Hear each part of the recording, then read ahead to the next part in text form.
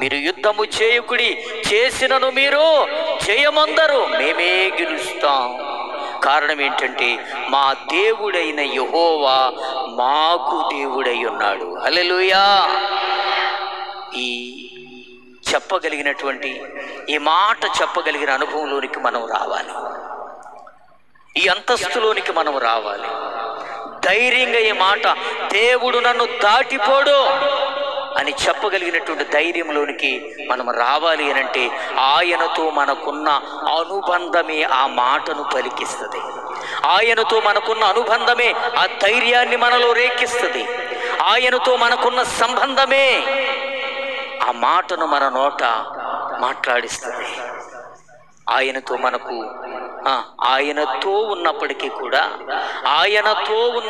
కూడా శిష్యులు ఏం చేయలేకపోయారంట? రోగముతో వచ్చిన వ్యక్తిని బాగుపరచ